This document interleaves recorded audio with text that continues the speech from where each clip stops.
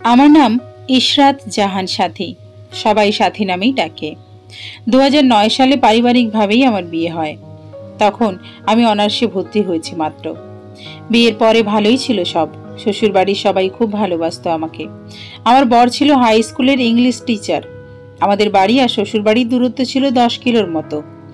আমাদের বাড়ি থেকে আমার হাজব্যান্ডের স্কুল কাছে ছিল, তাই বেশিরভাগ টাইমই আমি আমাদের বাড়িতে থাকতাম, মানে আমার বাপের বাড়ি। আর বর স্কুল প্লাস টিউশনি করে রাত 10টার দিকে আমাদের বাড়িতে আসতো। ওই ইংলিশে খুব ভালো শিক্ষক ছিল। আমাদের বাড়ি একদম গ্রামে। এখানে ওর থেকে আর ভালো কোনো শিক্ষক ছিল না। বেশিরভাগ টাইম ও স্কুলে থাকতো। সব ঠিকঠাকই ছিল। 2 বছর খুব ভালোই সংসার কাটলো। 2011-তে আমি প্রেগন্যান্ট হই। শ্বশুর বাড়ি, বাপের বাড়ি সবাই খুব খুশি। আমার হাজব্যান্ডও খুব খুশি হন। 4 মাসে আমার প্রচুর ব্লাড যেতে শুরু করলো। ডক্টরের কাছে গেলাম, সে বেড রেস্ট দিল। চলে এলাম বাপের বাড়ি একেবারের জন্য। বেবি হওয়ার পরে যাব এই প্ল্যান করেই চলে গেলাম। আমাদের বাড়িতে আমি, আমার মা, ছোট ভাই। আর ছোট ভাই ক্লাস 10-এ পড়তো তখন। আর বড় ভাবি। এই নিয়ে আমাদের সংসার। আমার বাবা নেই। ছোট ভাই হওয়ায় 3 বছর পরেই বাবা মারা যায়। সেই থেকে বড় ভাই আর মা অনেক কষ্ট করে আমাদের মানুষ করেন। বড় ভাইয়া নৌবাহিনী জব পায়। সেই থেকে আমার মায়ের কষ্ট ঘুচল। মা বয়স্ক ছিল, তাই ভাবি বাড়িতেই থাকতো। ভাবি খুবই মিশুক ছিল। যে কোনো মানুষের সাথে খুব তাড়াতাড়ি মিশতে পারত। আমি বেড রেস্ট যাওয়ার পরে স্বামীর সাথে ঘনিষ্ঠ হওয়া নিষেধ ছিল। একেবারেই কাছে যাওয়া যাবে না। বর এই নিয়ে প্রথম একটা ঝামেলা করেছে, বাট তারপর লক্ষ্য করলাম সে ভালোই আছে। পাশে শুয়ে থাকলেও আমার দিকে তাকাচ্ছে না, আমার গায়ে হাতও লাগাচ্ছে না। এমন আমি ভাবলাম হয়তো ডক্টর নিষেধ করেছে, তাই দূরে দূরে থাকে। বাট এটা ব্যাপার না। দিন যত বাড়ছে বরের অবহেলা ততই বাড়ছে। আগে রাতে বাসায় আসতো, আর এখন আসরের আজানের পরেই বাসায় আসে। আর আমার ভাবির সাথে খুব একটা অন্যরকম সম্পর্ক। আগেও ভালো সম্পর্ক ছিল, যেহেতু ভাবি অনেক মিশুক ছিল তাই। বাট এখনকার রিলেশনটা চোখে পড়ার মতো। সন্দেহ করিনি কখনো, কারণ ভাবি অনেক ভালো মনের মানুষ ছিল এবং এতদিনে তার কোনো খারাপ কিছু চোখে পড়েনি। একদিন ভোর রাতে ঘুম ভেঙে যায়। উঠে দেখি বর পাশে নেই। আমিও ধীরে ধীরে উঠলাম। উঠে দেখি সিঁড়ির উপর বসে বসে ফোন টিপছে। বলল ঘুম আসছিল না, তাই উঠে আসলাম। একদিন ওর গেঞ্জি খুঁজেছিলাম, কোথাও পাচ্ছিলাম না। পরে ভাবি এনে দিল তার রুম থেকে। আমিও ভাবলাম হয়তো ভাবি কাপড় আনার সময় সব একসাথে এনেছে, তাই তার রুমেই ছিল। তারপর স্কুল থেকে বিভিন্ন সময় কিছু প্রয়োজন হলে ভাবির নাম্বারে কল দিত। ভাবি এসে আমাকে বলতো। আরেকদিন ভাবির নাম্বারে কল দিয়েছে, আমি সামনে, তাই ভাবি আমাকে ফোনটা দিল। আমি কথা বলছি আর ভাবি উঠে অন্য রুমে গেল। কি যেন মনে করেই হঠাৎ ভাবির ফোনের ইনবক্সে গেলাম। এটাই হয়তো আমার জীবনের সবচেয়ে বড় ভুল ছিল। ইনবক্সে দেখি বরের মেসেজ। একটা মেসেজ এমন ছিল, কি দরকার ছিল আমার রাতের ঘুমটা কেড়ে নেওয়ার? এখন না পারছি তোমাকে বুকে নিতে, না পারছি ঘুমাতে। এই মেসেজ দেখে আমি মাটির নিচে ঢুকে যাব নাকি পানিতে ঝাঁপ দিব বুঝতে পারছি না। হাত পা থরথর করে কাঁপছে, নিঃশ্বাস বন্ধ হয়ে যাচ্ছে। মনে হচ্ছিল মিনিটের মধ্যে আমি পাথর হয়ে গেছি। ভাবছি এটা কিভাবে সম্ভব। আবার মেসেজটা পড়ছি, বারবার নাম্বারটা মেলাচ্ছি, বাট একই জিনিস চোখের সামনে। কিন্তু সত্যিটা আমি মেনে নিতে পারছি না। এটা কোনোভাবেই যে মেনে নেওয়া যায় না। প্রেশার বেড়ে গেল, শ্বাসকষ্ট শুরু হলো। মা চিৎকার দিয়ে বলছে আমার মেয়েটা কেমন জানি করছে, তোমরা কে কোথায় আছো, সবাই এসো। মায়ের প্রতিটি কথা কানে যাচ্ছে। কিছু যে বলবো সেই শক্তি নেই আমার। ভাবি আশেপাশের সবাই আসলো। কিছুক্ষণ পরে কথা বলতে পারলাম। বড় শুনে তাড়াতাড়ি বাসায় আসলো। ততক্ষণে আমি কাউকে কিছু বললাম না, শুধু চোখের পানি পড়ছে আর হাত পা কাঁপছে। ভাই অনেক কষ্ট করে বিয়ে দিয়েছে, একা ইনকাম করে, আর বিয়েতেও অনেক খরচ হয়েছে। এরপর এমন কিছু শুনলে ভাই, আমার মা সবাই মরে যাবে। আমি খুব আদরের, এই ব্যাপারগুলো কেউ মেনে নিতেই পারবে না। রাতে বর বলল, কি ব্যাপার, হঠাৎ করে কি হলো তোমার? সকালেও তো সব ঠিক ছিল। আমি কথা না বলেই অন্যদিকে ফিরে শুয়ে আছি। আমার মাথায় হাত দিচ্ছে। তখন আরো বেশি ঘৃণা হচ্ছিল। কাঁদতে কাঁদতেই ঘুমিয়ে গেলাম। রাত 2টো কি 3টে হবে। তখন দেখি বর পাশে নেই। আমি উঠে টর্চ নিয়ে বাইরে গিয়ে দেখি পুকুর ঘাটে কথা বলার সাউন্ড। কাছে গেলাম, শব্দ নেই, হয়তো ফোনে কথা বলছিল। বাট আমাকে দেখে ফোন কেটে দিয়েছে। সেদিনের মতো সব গেল। আমিও মান সম্মানের ভয়ে মুখ খুললাম না। কত বোকা ছিলাম আমি। নিজের কথা চিন্তা না করে অন্যের মান সম্মানের কথা চিন্তা করছি। চিন্তা করেছি ভাবিকে ভাইয়া মেরে ফেলবে, মানুষ খারাপ ভাববে, ছেলে মানুষের হয়তো এমন কিছু করার অধিকার আছে, তাই করেছে, সব ঠিক হয়ে যাবে। দিন যত যায় তাদের লীলা খেলা ততই সবার নজরে আসছে।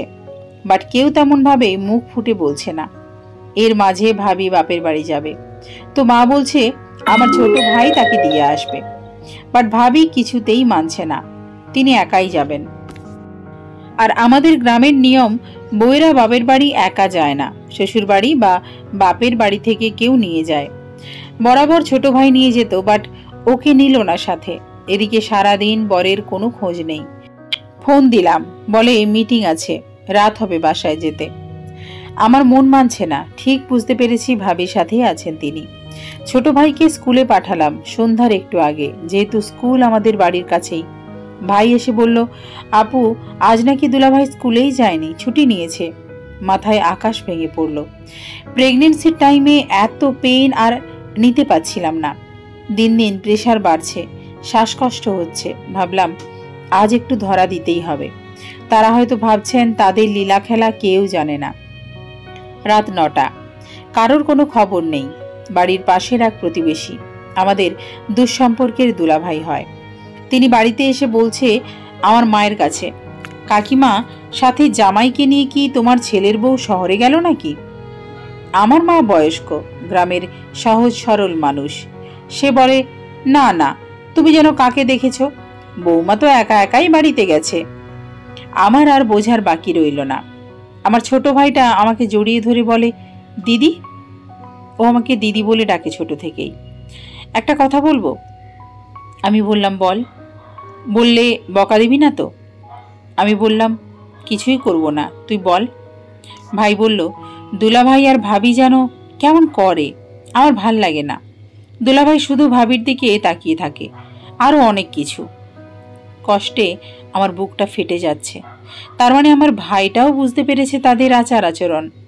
ওর চোখ থেকে পানি পড়ছে আর বলছে, দিদি তুমি কষ্ট পেলে খুব কান্না আসে আমার। তুমি এখন আর ভালোবাসো না আমাকে। তুমি সারাদিন আমার সাথে কথাও বলো না। আমার পড়া ধরনা এইগুলো আমার ভালো লাগে না। বাবা মারা যাওয়ার পর আমি আমার ছোট ভাইয়ের সব থেকে প্রিয় ছিলাম। ওকে খাইয়ে দেওয়া, পরিয়ে দেওয়া সব আমিই করেছি। অথচ এখন এই মানসিক প্রেসারে ওর সাথে কথা বলা পর্যন্ত আমি অফ করে দিয়েছি। নিজের কাছে তখন নিজেকে খারাপ লাগলো। কার জন্য আমি আমার আপন ভাইদেরকে কষ্ট দিচ্ছি? ভাইকে বোঝালাম আমি অসুস্থ, তাই এমন করছি, আবার সব ঠিক হয়ে যাবে। আর দুলাভাই ভাবিকে নিয়ে এমন বলতে নেই, তাদের সম্পর্ক ইয়ার্কি মস্কারি করার, তাই তারা এমনভাবে কথা বলে তাকায়, আর কিছুই না। রাত 1টায় তিনি বাসায় আসলেন, দেখেই মনে হয় চুরি করে এসেছে। মুখ দেখেই বোঝা যাচ্ছে। মা উঠে ভাত দিলেও ভাত খেলেন না। তিনি নাকি খেয়ে এসেছেন কোনো স্টুডেন্টের বাসা থেকে। আমিও খাটের উপর বসে আছি। আমাকে বারবার লাইট অফ করে ঘুমানোর জন্য বলছে, বাট আমি আজ ঘুমাবো না। তাকে কিছু বলবো তাই সুযোগ খুঁজছি। তার একটা গুণ ছিল, এই পর্যন্ত যাই করেছে আমার সাথে কখনো খারাপ ব্যবহার করেনি। হয়তো আমি করিনি তাই সে করেনি। আমি তার ফোনটা হাতে নিলাম আর বললাম, কোন স্টুডেন্টের বাসায় খাইয়েছেন তাকে কল দেন তো। আপনি করে বলতাম, অনেক সিনিয়র ছিল তাই। আমার কথা শুনেই যেন তার মাথা ঘুরে গেল। বলছে, এত রাতে ফোন দেওয়া ঠিক হবে না, সকালে দিও। সে হয়তো ভেবেছে আমি ঠান্ডা মানুষ, এইসব নিয়ে আর কথা বলবো না। আমি আর কথা না বলে শুয়ে পড়লাম। কাঁদছে, শুয়ে শুয়ে কাঁদতে কাঁদতে হেঁচকিয়ে উঠে গেল। তিনি বললেন, কি হয়েছে, এভাবে কাঁদছো কেন, শরীর খারাপ কিনা বারবার জিজ্ঞেস করছে। আমি প্রচন্ড পরিমাণে কাঁদছি আর বলছি, আমার ভাইদের মান সম্মান আপনি খাইয়েন না। আমার কিছু হলে আমার ভাইয়েরা শেষ হয়ে যাবে।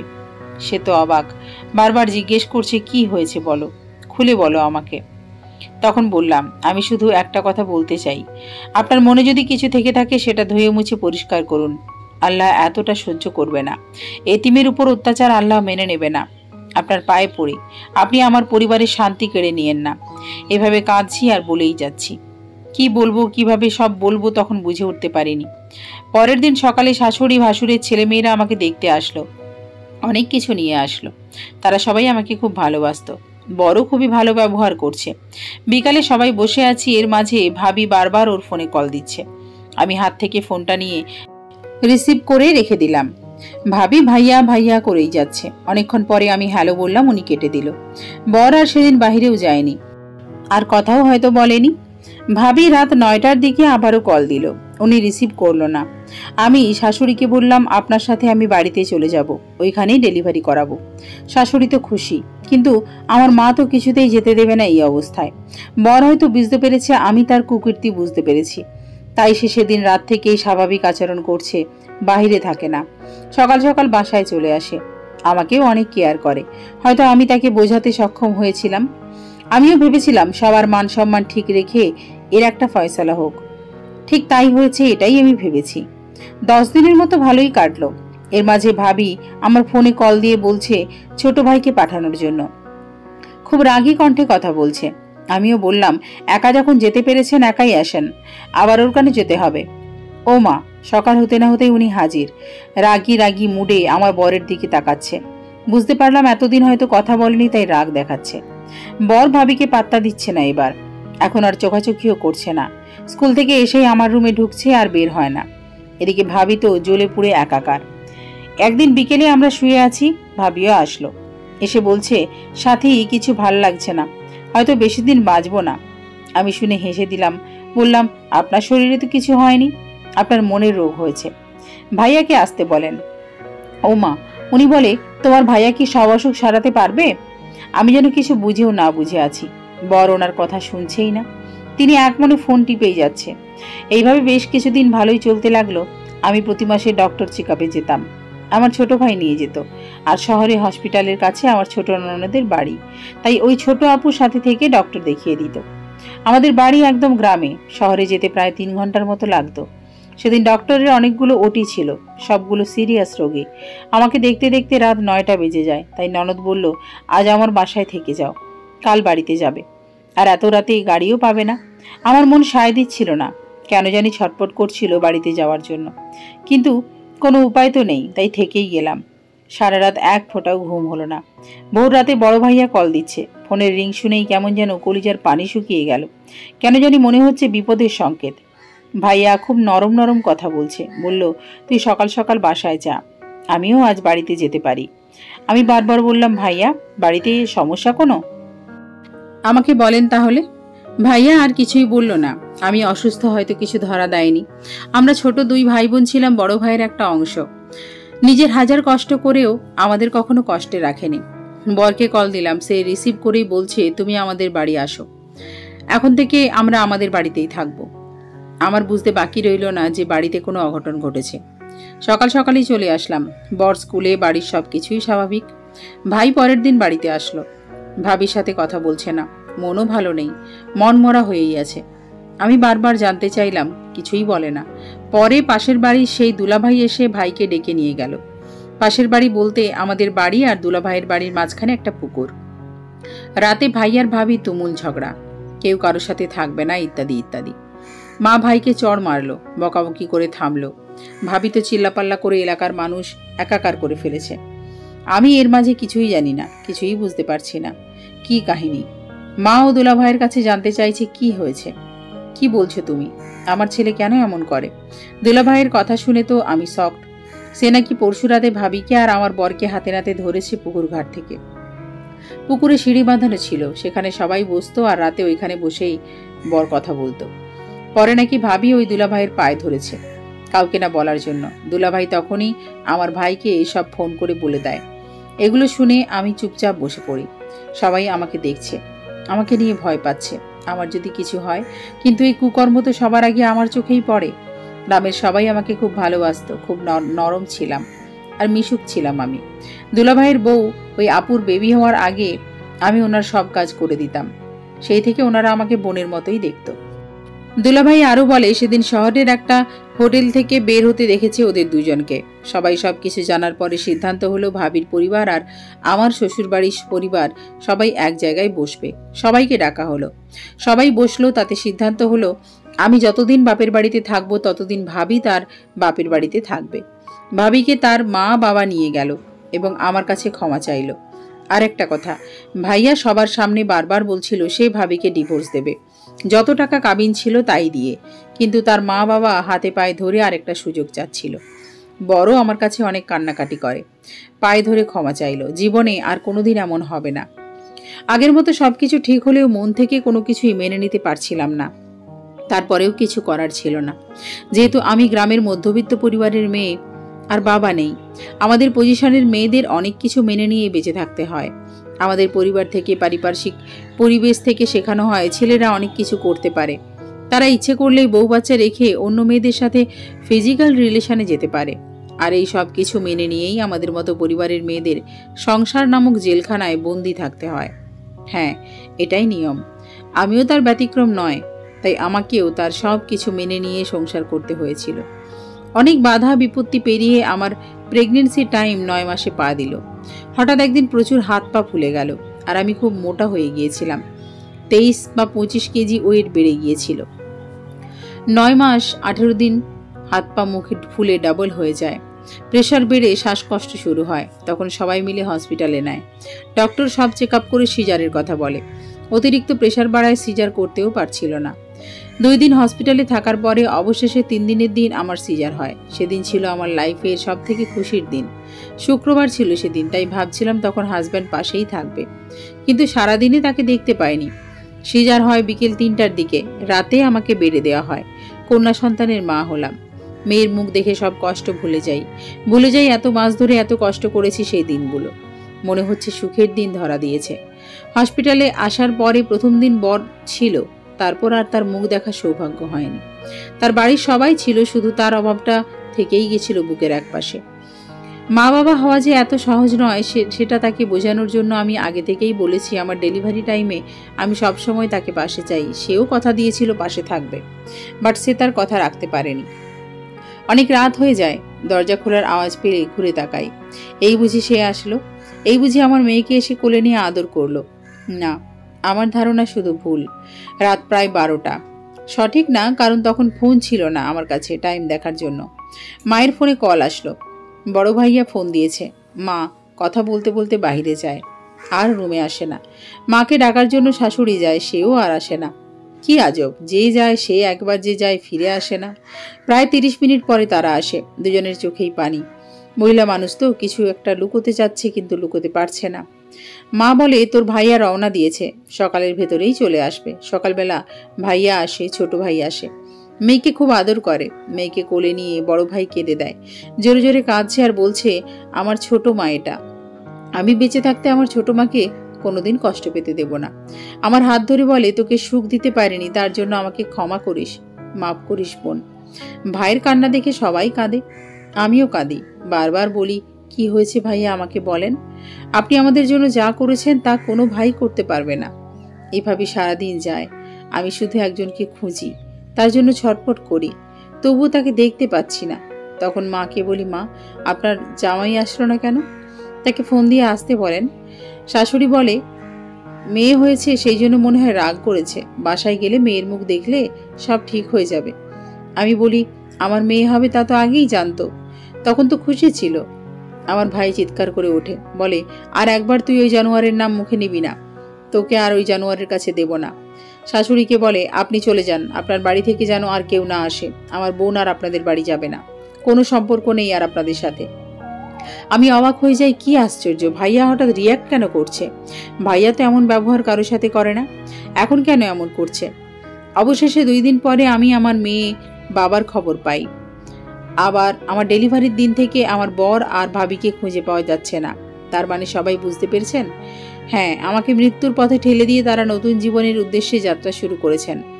একটাবারও চিন্তা করেনি বাচ্চাটার কথা, একটাবারও মেয়েটার মুখ দেখে যেতে পারত? মুখটা দেখলে ঠিকই যেতে পারতো না। মেয়েটা তো ওরই রক্তের, ঠিক কোথাও একটা টান পড়তো। আমি পাগলের মতো হয়ে যাই। মাত্র 2 দিন হলো এত বড় অপারেশন থেকে উঠলাম, তার আগেই এত বড় পেন কিভাবে মেনে নেব? এত নাম ডাক, পরিবার, সম্মান, কারোর কথা ভাবলো না। শুনেছি মানুষ যখন পাপ করে তখন তার হিতাহিত জ্ঞান হারিয়ে যায়। তার বেলাতেও তাই হয়েছে। 8-10 জনের মতো সে তো তার জীবন নয়, সে একজন স্কুল শিক্ষক। আর শিক্ষক মানে 10টা জীবন গড়ার কারিগর সে, আর 10টা ছেলে মেয়ের আইডল সে। বাট সে এভাবে এইসব করবে এটা ছিল আমার কল্পনার বাইরে। এইসব কিছু ভাবতে ভাবতে আবার প্রেশার বেড়ে যায়, অসুস্থ হয়ে যাই আমি। হসপিটালে নিয়ে অক্সিজেন দেওয়া হয় আমাকে। হসপিটালে 1 সপ্তাহ থাকার পরে বাড়িতে আসলাম। আমি তখন পাগল প্রায়। এতদিনের এত কিছু মেনে নিয়েছি, ভেবেছিলাম যাই করে হোক ভুল করেছে, বাট পালিয়ে যাওয়ার কথা তো আমি ভুলেও কল্পনা করিনি। মেয়ের দিকেও খেয়াল রাখতে পারছি না।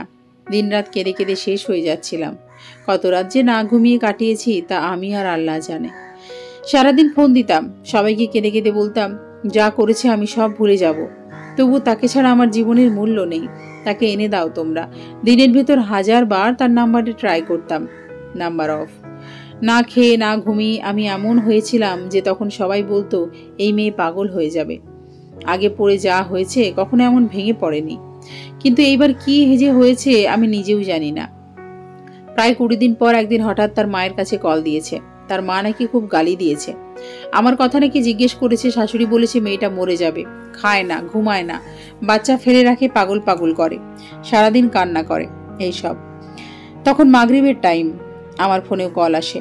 রিসিভ করতেই তার সেই চিরচেনা ভয়েস। হঠাৎ দেখলাম বুকে কম্পন শুরু হয়েছে। প্রিয়জন হারানো কি এতটাই ব্যথা? বলছে প্লিজ ফোন কাটবে না। শুনলাম তুমি নাকি খাওয়া দাওয়া করছো না, বাচ্চাকে দেখছো না। এটা কিন্তু অন্যায়। মনে রাখবে আমি যাই করি না কেন বাচ্চাটা কিন্তু তোমারও। এখন ওর দিকে খেয়াল রাখো, তুমিও ঠিকমতো খাওয়া দাওয়া করো। আমি চিৎকার করে বলি কেন তুই আমার সাথে এমন করলি? কি ভুল ছিল আমার? এই বাচ্চা আমার না, এই বাচ্চার দায়িত্ব তোর। তুই যখন চলে গেলি এই বাচ্চার আর কোনো প্রয়োজন নেই আমার। আমি পাগলের মতো বলতে থাকলাম যা করেছিস ফিরে আয়, আমি আগের মতো সব ভুলে যাব, নতুন করে সংসার করব, অনেক দূরে চলে যাব আমরা। এভাবে অনেকক্ষণ কথা বলি। সবাই রাগ করছিল, তারপরেও কথা বলি। আমার মনকে আমি মানাতে পারছিলাম না কিছুতেই। নিজের পরিবার, বাচ্চা সব যেন মাথা থেকে বের হয়ে গিয়েছিল। গ্রামের অতি সাধারণ মেয়ে ছিলাম। জীবনটা পড়াশুনো আর ছোট ভাইকে নিয়েই কেটেছে। একটা মেয়ে বন্ধু পর্যন্ত ছিল না আমার। পুরুষ মানুষের মন মানসিকতা কেমন হয় কোনো ধারণাই ছিল না। কোনো ছেলে বন্ধু তো দূরের কথা, ক্লাসের ছেলেদের সাথেও কোনোদিন কথা বলিনি। বিয়ের আগে ভাই আর বাবাকে ছাড়া কোনো পুরুষ মানুষ সম্পর্কে ধারণাই ছিল না। এখন দেখছি সেই পুরুষ যে ডেলিভারির দিন অসুস্থ স্ত্রীকে হসপিটালে রেখে অন্য কারো বউকে নিয়ে পালিয়ে যায়। এটাও মেনে নিতে হয়। যা করবে 18 থেকে 20 বছরের ছেলে মেয়েরা, তাও মেনে নিতে হয়। কিন্তু 30+ বছরের এক পুরুষের কাছ থেকে? বড় ভাইয়া 10 দিনের ছুটি কাটিয়ে চলে যায়। বারবার আমার হাতে ধরে বুঝিয়ে যায় আমি বেঁচে থাকতে তোদের আর কষ্ট দেব না, তোরা খুব ভালো থাকবি। ভুলে যায় এই 3-4টা বছর। তুই সুস্থ হলে মেয়েকে মার কাছে দিয়ে তুই আবার পড়াশোনা শুরু করবি। পড়াশোনা আমি বন্ধ করিনি, তবে বাচ্চার জন্য 2য় বর্ষের এক্সাম দিতে পারিনি। কে শোনে কার কথা? তখন কেউ ভালো কথা বললেও বিষ মনে হতো। আমার ভাই মেয়ের নাম রাখে আফিফা, তাসনিম, সনিতা। সনিতা ডাকনাম। আমাদের 3 ভাই বোনের নাম মিল রেখে যে নাম রাখা নিয়ে কত স্বপ্ন দেখেছি দুজন মিলে, সব স্বপ্ন ভেঙে যায় এক নিমেষেই। একদিন মা মেয়েকে গোসল করায়। মেয়েটা এত কাঁদে, কাঁদতে কাঁদতে মুখ নীল হয়ে যায়, শ্বাস টানতে পারে না, মুখ থেকে ফেনা বের হয়ে যায়। কিছুক্ষণ পর মেয়ে আমার চুপ হয়ে যায়। আমার মা ওকে বুকে নিয়েই চিৎকার দেয়। ছোট ভাইও চিৎকার শুরু করে। আমি দৌড়ে গিয়ে মেয়েকে বুকে টেনে নিই। তখন ভালোবাসার একটা টান অনুভব করি। তখন মনে হয় এই আমার বেঁচে থাকার সবকিছু। মেয়ে না থাকলে তো আমি আরো শেষ হয়ে যাব। তখন ভাবলাম না, আজ থেকে আরো আমার মেয়েকে কষ্ট দেব না, ওকে আমার মতো তৈরি করে করব। তারপর মেয়েকে নিয়ে একটু ভালো সময় যেতে শুরু করলো। তাও যেমন কষ্ট তেমনি কষ্টের ভাগ কাউকে দিতে পারছি না। 4 মাস চলে যায় দুঃখ কষ্ট নিয়ে। এর মাঝে টুকটাক ফোন দিত ভাবিও, কথা বলতাম। উনি একদিন কল দিয়ে খুব কান্না করে আর বলে সাথী আমি আবার ফিরতে চাই তোমার কাছে। তুমি আর আমাদের মেয়েকে নিয়ে আবারও সংসার শুরু করব। সেটা কিভাবে হয়? এদিকে এলাকায় তার মান সম্মান একেবারে শেষ। ভাইয়া তাকে সামনে পেলেই খুন করবে। যদি শোনে আমি কথা বলি আমাকেও মেরে ফেলবে। আমার ভাই খুব জেদি, রেগে গেলে মা ছাড়া কেউ থামতে পারে না। সবকিছুই ভাবছি, কিন্তু তাকে ছাড়া যে আমি অসম্পূর্ণ। মনের কোথাও একটা ব্যথা হয় প্রতিনিয়ত তাকে ছাড়া। এই ব্যথা যে সেই কমাতে পারবে। কিছুদিন যাওয়ার পরে আমি আমার সিদ্ধান্তে অটল হলাম। আমি তার কাছেই ফিরব। দ্বিতীয় বিয়ে করার কল্পনাও করতে পারিনি আমার মেয়েটাকে বাবার পরিচয়, বাবার ভালোবাসা ছাড়া বড় হবে এই কথা ভাবতে। অবশেষে আমার সিদ্ধান্তই ফাইনাল। সে আমাকে তার গোপন নাম্বার দেয়, সিদ্ধান্ত নিয়ে তাকে জানাতে বলে। তার নতুন বউয়ের কথা জানতে চাওয়াতে সে বলে তাকে ছেড়ে দিয়েছে, বলে দিয়েছে তার সাথে সংসার করবে না। আমিও সবটা বিশ্বাস করে বাঘের মুখে পা রাখার জন্য প্রস্তুতি নিচ্ছিলাম। আমার ছোট ভাইটার দিন শুরু হয় আমার মেয়ের মুখ দেখে। মেয়ের চিৎকার কান্নার আওয়াজ সব মায়ের ফোনে রেকর্ড করে সেগুলো আবার শোনে। ভাইয়ের ফোন ছিল না। 4 থেকে 5 মাসের বাচ্চাকে এমনভাবে কোলে নিয়ে বেড়াবে, মনে হয় এটা 2 বছরের বাচ্চা। আমি মেয়ে হয়ে যা না করি, ছোট ভাই ছেলে হয়ে তার বেশি করে আমার মেয়ের জন্য। হিসু করলেও তাড়াতাড়ি চেঞ্জ করে দেয় যদি ঠান্ডা লাগে। বড় ভাইয়া তো মিনিটের পর মিনিট ফোন কানের কাছে ধরে রাখে। কখন আমার মেয়ে কান্না করবে, আহ আহ করবে, তাই শুনবে। সবকিছু মাথায় ঘোরপাক খাচ্ছে, কি করব। আমি চলে গেলে ওরা কিভাবে থাকবে, আমার উপর রেগে থাকবে, এইসব ভেবে মাথা খারাপ। উনি কল দিয়ে যাচ্ছে, আমার ডিসিশন জানতে চাচ্ছে। আমি শিওর দিলাম যে আমি তার কাছেই যাব। উনি বাসা দেখলেন, আমাকে অনেক বোঝালেন, তুমি খুব আদরের, বাসা থেকে কিছুই করবে না, কিছুদিন পরেই দেখবে সব ঠিক হয়ে যাবে। অবশেষে সব ঠিকঠাক হলো, কিভাবে যাব, কোথায় যাব, ইত্যাদি ইত্যাদি। সে আমাদের জেলা শহরে আসবে, আর আমি ওই পর্যন্ত একাই যাব। সেদিন ছিল নভেম্বর মাসের 5 তারিখ। মেয়ের কিছু প্রয়োজনীয় জিনিস নিয়ে রেডি হলাম। আমার প্রয়োজনীয় কিছুই নিলাম না। মেয়েকে নিয়ে ব্যাগ বেশি হলে সমস্যা, সেও বারবার নিষেধ করেছে ব্যাগ যেন বেশি না হয়। সকালবেলা কিছুটা অন্ধকার, মা ভাইয়ের চোখে ফাঁকি দিয়ে বেরিয়ে পড়লাম গন্তব্যস্থলে। 20 মিনিট যেতে না যেতেই মায়ের ফোন, বড় ভাইয়ের ফোন। সবাই কল দিয়েই কান্নাকাটি, তুই কোথায় সানিকে নিয়ে? মায়ের ফোন রিসিভ করে বললাম, সানির দাদা বাড়ি যাচ্ছি। সবার কথা খুব মনে পড়ছে, বলতে বলতে কেঁদে দিলাম। মা বলে, যেখানে আছিস সেখানে দাঁড়া, আমি নিবিড়কে পাঠাচ্ছি, ওরে সাথে নিয়ে যা। এখনো পর্যন্ত একা কোথাও যায়নি, আর যেহেতু কখনো ভাইদের সাথে মায়ের সাথে মিথ্যে বলিনি, তাই মা বিশ্বাসও করলো। মাকে বুঝিয়ে বললাম আমি একটু পরেই ফিরে আসব, আপনি ভাইয়াকে বুঝিয়ে বলেন। আমি ভাইয়ার ফোন রিসিভ করতে পারবো না, ভয় করছে। সানি তার বাবাকে কল দিলাম, সে বলে ফোন অফ করে দাও, শহরে এসে আমাকে কল দিও, আমি এখানেই আছি। বড় ভাইয়া বারবার কল দিচ্ছে, সে হয়তো কিছু আন্দাজ করেছে। রিসিভ না করে ফোন অফ করে দিলাম। মা ছোট ভাইকে আমার শ্বশুর বাড়ি পাঠালো। আমি ডাইরেক্ট সিএনজি নিয়ে চলে গেলাম শহরে। মেয়েটা খুব কাঁদছিল সেদিন, কি জানি ও হয়তো বুঝতে পেরেছিল কিছু। শহরে গিয়ে ফোন খুলে কল দিলাম তাকে, সেও সাথে সাথে চলে আসলো। দূর থেকে মুখটা দেখেই আমি কাঁদছি, হাত পা কাঁপছে। এই সেই আমার চিরচেনা পুরুষটা, যে কথা দিয়েছিল কখনো ভুলে যাবে না। সামনে এসে সেও চোখ মুছছে, এসেই আমাকে ডান হাত দিয়ে জড়িয়ে ধরলো। মেয়েকে কোলে নিয়ে খুব আদর করলো। অনর্গল তার চোখ দিয়ে পানি পড়ছে। কত মানুষ, সবাই তাকাচ্ছে, তাতে যেন তার কিছুই মনে হচ্ছিল না। বাবা মেয়ের এই ভালোবাসায় আমি দেখতে চেয়েছিলাম, এই জন্যই তো সবকিছু ফেলে চলে আসলাম তার কাছে। গাড়িতে উঠলাম, চলে যাচ্ছি তার সাথে চেনা অজানা গন্তব্যে। এদিকে বাড়ির কোনো খবর জানি না, ফোন অফ, যোগাযোগ বন্ধ।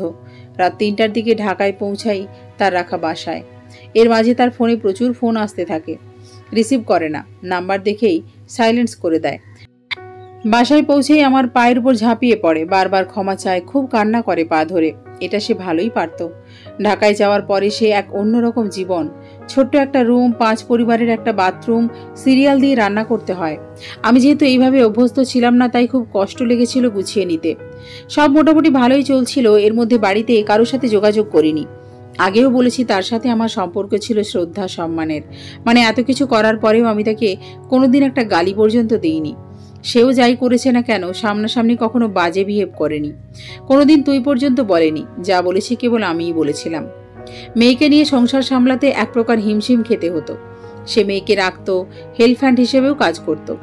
এইভাবে কিছুদিন চলে যায়।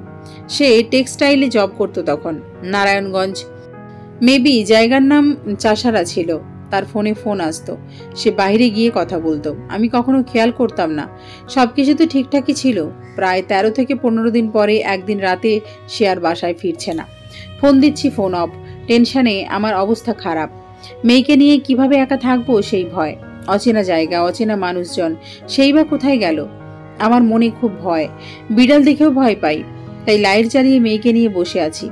বুঝতে পেরেছি আজ আর ঘুম হবে না। রাত 12টার দিকে হঠাৎ ফোন দিয়ে বলছে, আমি অফিসেই আছি, কাল বাসায় যাব, তুমি বাবুকে নিয়ে ঘুমিয়ে যাও। কি আর করার, আমিও তার কথা বিশ্বাস করে তার অপেক্ষায় রইলাম। পরের দিন করে করে 3 দিন তার খবর নেই। 3 দিনের দিন তার মতলব বুঝতে পেরেছি, সে হয়তো আমাকে আবারও একা করে চলে গেছে। ফোন অফ, টোটাল যোগাযোগ বন্ধ। 4 দিনের দিন সে অনেক বাজার প্রয়োজনীয় অনেক কিছু নিয়ে বাসায় ফেরে। আমাকে এই সেই বুঝিয়ে বোঝানোর চেষ্টা করছে। আমি বললাম, আমাকে না লুকিয়ে আপনার সত্যিটাই বলেন, দেখবেন আপনারও ভালো লাগবে, আমারও ভালো লাগবে সত্যটা শুনে। ওনার একই কথা, কিচ্ছু লুকোচ্ছে না, সব ঠিক আছে, সে ভুল করেছিল, এখন সে সঠিক পথে আছে। আমি বিশ্বাস করিনি। আমি একটু জোরেই বলে উঠলাম, এই মিথ্যেবাদীর সাথে আর না, আমি চলে যাব আজকেই। সে উঠেই মেয়ের মাথায় হাত দিয়ে বলছে, আমি কোনো মিথ্যে বলিনি, এই মেয়েকে ছুঁয়ে বললাম। আমি চিৎকার করে আমার মেয়েকে ছিনিয়ে নিই। আমি জানি সে মিথ্যে বলছে, শুধু শুধুই আমার মেয়েকে ছুঁয়ে কসম কাটলো। যাক, সেদিনের মতো সবকিছু ঠিক করে নিই। বাড়ি যখন ছেড়ে এসেছি তখন তার কিছু অন্যায়ও মেনে নিতেই হবে। পরের দিন সে অফিসে যাওয়ার পরে আমি পুরো সিমটা ঢুকিয়ে মায়ের নাম্বারে কল দিই। মা রিসিভ করে অনেক কান্নাকাটি করে, বলে, তোরা ঠিক আছিস তো, বেঁচে আছিস তো? অনেক ক্ষমা চাই, মাফ করে দিতে বলি। মাকে বুঝিয়ে বলি আমি আমার মেয়েকে বাবার পরিচয় ছাড়া বড় করতে চাই না, ইত্যাদি ইত্যাদি। মা বলে, যাই বলিস, তোর আবার ফিরে আসতে হবে, তার জন্য রেডি থাকিস। আমার ভাবির বাড়ির এলাকার লোকেদের কাছে খবর নিয়েছে সে ঢাকাতেই আমার বরের সাথে আছে। মা অনেক কথা বলে। আমি আসার পরে ছোট ভাই বড় ভাই নাকি অনেক কান্না করেছে। ছোট ভাই নাকি ঘরেই আসে না, সারাদিন বাইরে বাইরে কাটায়। মেয়েকে আমাকে খুব মিস করে। তারপর থেকে মাকে প্রায়ই কল দিতাম। একদিন শুক্রবার বিকেল টাইমে আমি মেয়েকে খাওয়াচ্ছি আর উনি শুয়ে আছে। হঠাৎ ফোনে অনেকবার ফোন আসে, উনি ফোন অফ করে দেয়। তার কিছুক্ষণ পরেই তিনি হাজির, মানে আমার শ্রদ্ধেয় ভাবি। দরজা খুলেই তাকে দেখে তো আমার হাত পা কাঁপাকাঁপি শুরু হয়ে যায়। বর উঠেই বলে, তুই কেন এইখানে এসেছিস? তারপর তো সে শুরু করে যাত্রাপালা। এ ওর মা বাপরে করেছে, আবার উনি এর মা বাপরে। আমি তো তাদের কাহিনী দেখেই ভয় পাই। বাসা বাড়িতে মান সম্মানের ভয় আর তাদের এই ব্যবহার। তারপর আমাকে বলে, তুই কেন আছিস ঢাকায়? তুই কেন আমার স্বামীকে ছিনিয়ে নিলি? আমি তখন হাসবো না কাঁদবো নিজেও বুঝছিলাম না, কি যে বলবো চাই চিন্তে করছি। আমার উত্তর বর দিয়ে দিয়েছে। সে বলে, তুই কে? সাথীকে প্রশ্ন করার তুই কে? তুই আমার সংসার ভেঙেছিলি, এখন তাই তোকে আমি রাস্তায় ফেলে দিলাম। ভাবি আরো বলে, সেদিন আসার সময় বলে আসছিস বৃহস্পতিবার যাবি, কেন গেলি না? কেন ফোন ধরলি না? এইসব অনেক কথা। আমি শুধু তাদের কাহিনী দেখে যাচ্ছি। পরে বললাম, তোরা বের হবি নাকি আমি পুলিশ ডাকবো? পাবলিক ডেকে তোদের দুটোরই গণধোলাই খাওয়াবো। আমার মেয়েও এইসব দেখে চিৎকার শুরু করে দেয়। বাচ্চা মেয়ে, ও খুব ভয় পেয়ে যায়। তারপর ওই মহিলা বের হয়ে যায় আর আমি ফোন নিয়ে বাড়িতে কল দিতে যাই। অমনি উনি ফোন নিয়ে যায়, আমাকে বুঝাতে যায় আমি সেদিন প্রথম তার মুখের উপর একটা প্লেট ছুঁড়ে মারি। তার নাক থেকে রক্ত পড়া শুরু করে। আমি দেখেও দেখি না। মেয়ে খুব কান্না করে, তাই মেয়েকে সামলাই। সে তখন বলে, যা করেছি যা হয়েছে তুমি একটু সাহায্য করো আমায়। আমি সবকিছু থেকে বেরিয়ে আসতে চাই, আর লুকোচুরি ভালো লাগছে না আমার। আমি তোমাদের নিয়ে সুন্দরভাবে বেঁচে থাকতে চাই। এইসব বলে আবারও আমার পা জড়িয়ে ধরে। আমিও লাথি মেরে ফেলে দিই। যতবার ফেলে দিই সে ততবারই জড়িয়ে ধরে। যেহেতু আশেপাশের সবাই সবকিছু শুনে গেছে, তাই আমি খুবই সেন্টিমেন্টাল হয়ে গেছি। এবার কিছুতেই মেনে নিব না। রাত হয়ে যায়, তাই চিন্তা করেছি সকালে অফিসে গেলেই মেয়েকে নিয়ে চলে যাব। মা ভাইদের কাছে ক্ষমা চেয়ে নেব তাদের সাথে করা অন্যায়ের জন্য। রাত 2টোর দিকে উঠে মেয়েকে জড়িয়ে ধরে প্রচুর কান্না শুরু করে। বারবার একটা সুযোগ চায়। আমাকে জড়িয়ে ধরেও পাগলের মতো হাউমাউ করে কান্না করে। কিভাবে যেন মনটা আবারও নরম হয়ে গেল, সিদ্ধান্ত পাল্টাবো না। কি করব বুঝতে পারছি না। সকালে উঠে শুয়েই আছে, অফিসে যায় না। বলে, আজ অফিসে যাব না, আজ তোমাদের নিয়ে বাইরে ঘুরবো। আমি তখনও তার সাথে কোনো কথা বলি না। সকালে বাহির থেকে পরোটা ডাল ভাজি নিয়ে আসে, রান্না করতে নিষেধ করে। আমি কিচ্ছু খাই না, জোর করে আমার মুখে ঢুকিয়ে দেয়। এইভাবে সেইভাবে আমাকে হাসানোর চেষ্টা করে। আমি কোনোভাবেই তার সাথে কথা বলি না, হাসিও না। তারপর জোর করে বাইরে যাওয়ার জন্য জোর করেই রেডি করায়। চিন্তা করলাম, বাড়িতে যখন যেতেই পারলাম না তখন বাইরে যাই। হাজার মানুষের ভিড়ে তার মুখটা কম দেখতে হবে তাহলে। বাইরে গেলাম, অনেক দূরে দূরে ঘুরলাম, মনটা একটু হালকা হলো। দুপুরে একটা রেস্টুরেন্টে নিয়ে বিরিয়ানি খাওয়ালো। মোটামুটি সারাদিন বাইরে থেকে একটু ফ্রেশ লাগলো। রাতে সে এক বন্ধুর বাসায় নিয়ে যাচ্ছে বলে আমাকে আর আমার মেয়েকে 3তলা ভবনের একটা বাড়িতে নিয়ে গেল। সেখানে যাওয়ার পর 2জন মেয়ে আর একজন লোক আসলো। সে বলল, এ আমার বন্ধু আর এ হলো তার স্ত্রী। আমি একটু বন্ধুর সাথে বের হব বলে সে বেরিয়ে গেল। ভালোই গল্পগুজব করছিলাম আমি তাদের সাথে বসে। হঠাৎ দুটো বাচ্চা মেয়ে এসে আমার মেয়ের সাথে খেলবে বলে আবদার করে, ওকে কোলে করে নিয়ে চলে গেল। অনেক সময় তাদের সাথে থেকে আমার বেশ ভালো মানুষ বলেই মনে হলো তাদেরকে, তাই আর কলিজার বাচ্চাটাকে ছাড়তে আপত্তি করিনি। কিন্তু হঠাৎ আমি খেয়াল করলাম এই ভবনে যেন মেয়ে একটু বেশি, আর সবার পোশাক আশাক খুবই অদ্ভুত রকমের। বিষয়টা আমার একটু খটকা লাগলো। আমি দ্রুত ফোন নিয়ে সানিতার বাবাকে কল করলাম। সে কি, তার ফোন তো বন্ধ। আমার বুকের ভেতরটা ধুকপুক করতে শুরু করে। এদিক ওদিক তাকিয়ে শুধু আমার সোনাটার মুখটা খুঁজতে লাগলাম। কিন্তু আমি অস্থির চিত্তে বারবার সানিতার বাবাকে কল করতে থাকলাম, কিন্তু বরাবরই তার ফোন সুইচ অফ দেখালো। এদিকে ভয়ে আমার হাত পা ঠান্ডা হয়ে আসার উপক্রম হলো। কিছুক্ষণ বাদে সানিতার বাবা যে মহিলাকে তার বন্ধু স্ত্রী বলে আমার সাথে পরিচয় করিয়ে দিয়েছিল সেই মহিলা আসলো। তাকে দেখা মাত্রই আমি এক লাফে দাঁড়িয়ে পড়লাম। খুব চিন্তিত গলায় বললাম, আপা, আমার মেয়েটা কোথায়? ওর জন্য আমার খুবই দুশ্চিন্তা হচ্ছে, ওকে যদি একটু আমার কাছে দিতেন। ওই মহিলা খুব অদ্ভুত রকমের একটা হাসি দিয়ে বলল, আরে আপনি বেকার চিন্তা করছেন, আপনার বাচ্চা ঠিক জায়গাতেই আছে, আর খুব ভালোও আছে। ও আমাদের বাচ্চাদের সাথে খেলাধুলো করছে, তাই চিন্তার কোনো কারণ নেই। তবে আপনি চাইলে আপনার বাচ্চার কাছে আপনাকে নিয়ে যেতে পারি। আমিও বাচ্চার কাছে যাওয়ার জন্য খুব আগ্রহ দেখালাম। সে মহিলা আমাকে সাথে করে নিয়ে দোতলায় গেল। তারপর হঠাৎ আমাকে ধাক্কা দিয়ে একটা রুমের ভেতর ঢুকিয়ে দিয়ে পেছন থেকে দরজা বন্ধ করে দিল। এবার আমি সত্যিই খুব আতঙ্কগ্রস্ত হয়ে পড়লাম, কারণ আমার যে আর বুঝতে বাকি নেই আমি কোথাও ফেঁসে গিয়েছি। আবারও সেই বিশ্বাসঘাতক আমার বিশ্বাস নিয়ে খেলা করেছে। আমি দুহাত দিয়ে মুখ চেপে ধরে কাঁদতে শুরু করলাম, কিন্তু এই বন্ধ ঘরে আমার কান্না কে শুনবে? মিনিট 10 পরেই এক মধ্যবয়স্ক মহিলা দরজা খুলে ভেতরে প্রবেশ করলো। তাকে দেখেই আমি কাঁদতে কাঁদতে দুপা জড়িয়ে ধরলাম। আকুতি ভরা গলায় বললাম, মাগো, আপনি তো আমার মায়ের মতোই। আপনাকে না হয় মা বলেই সম্বোধন করলাম। আমাকে কেন এইভাবে আটকে রেখেছেন? আমার বাচ্চাটার যে বড্ড কষ্ট হচ্ছে আমাকে ছাড়া। আমার বাচ্চাটার কাছে আমাকে নিয়ে যান।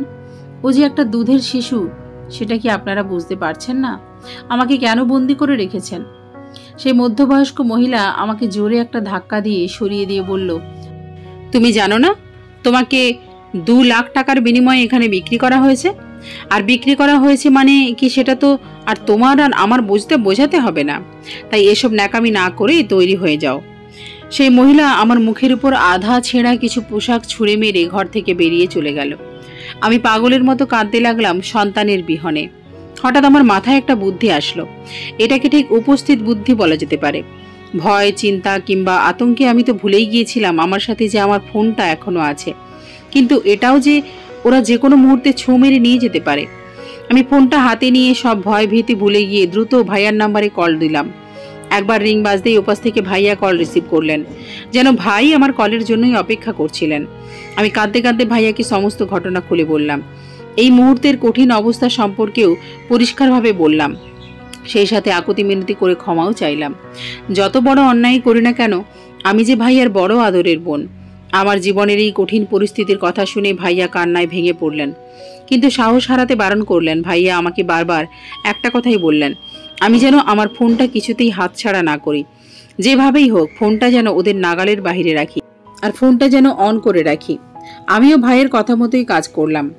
আমার সাথে খারাপ কিছু ঘটতে পারল না। হয়তো ফোনের জন্যই সেই যাত্রায় বেঁচে গিয়েছিলাম। পরদিন সকালবেলায় ভাইয়া সহ আরও কয়েকজন পুলিশ সেই বিল্ডিং ঘেরাও করে ফেলল। ভাইয়াকে পেয়ে আমি পাগলের মতো কাঁদতে কাঁদতে 2 হাত দিয়ে জড়িয়ে ধরলাম। মাপ চাইতে চাইতে আমার অবস্থা শোচনীয় হয়ে উঠল, কিন্তু মাতৃ হৃদয় আমার তখনও শুধু আমার সন্তানের খোঁজই করছিল। আমি কাঁপা কাঁপা গলায় ভাইয়াকে বললাম, ভাইয়া, আমার মেয়ে। ভাইয়াও পাগল হয়ে উঠল। এদিক ওদিক চতুর্দিকে খোঁজ করতে লাগলো আমার মেয়েকে, কিন্তু কোথাও পাওয়া গেল না সানিতাকে। অগত্যা ভাই আমাকে একাই সাথে নিয়ে বাড়ি ফিরল। আমার মন ভেঙে দুমড়ে মুচড়ে শেষ। সানিতার অভাবে আমি প্রায় মৃত্যুমুখী। ওদেরকে রিমান্ডে দেওয়ার পর এতটুকুই জানা গেল, সেই রাতেই নাকি ওরা সানিতাকে বিদেশে পাচার করে দিয়েছে। এই সংবাদ কানে আসার পর আমি আরো বেশি ভেঙে পড়ি। কেমন যেন একটা পাগল হয়ে যাই। আমার জীবনের সব থেকে বেশি ভুল ছিল আমার সরলতা আর বিশ্বাস। সেই জন্যই বোধহয় আমি আমার বেঁচে থাকার কারণটা হারিয়েছিলাম আমার চোখের মণি, আমার সানিতাকে। এইভাবেই আমার জীবনটা অসমাপ্ত রয়ে যায়। আমার সাথে আর খারাপ কিছু ঘটার বাকি নেই, যা ঘটেছে তাই যেন অনেক। সেই মুখোশধারীর জীবন আরও বেশি দুর্গতির মুখোমুখি হয়েছিল। কারো বিশ্বাস আর সরলতা নিয়ে খেললে এমনই হয়। অবশ্য আমার এসব কিছু বলে লাভ কি? আমি তো সর্বহারা, অসমাপ্ত জীবনের এক গল্প। আজকের কাহিনীটি এখানেই শেষ হলো। আজকের এই সত্য কাহিনীটি আপনাদের কেমন লাগলো অবশ্যই কমেন্ট করে জানাবেন। আরও এরকম সুন্দর সুন্দর গল্প শোনার জন্য চ্যানেলটিকে সাবস্ক্রাইব করে পাশে থাকবেন। সবাই খুব ভালো থাকবেন, সুস্থ থাকবেন। নমস্কার, অনেক অনেক ধন্যবাদ।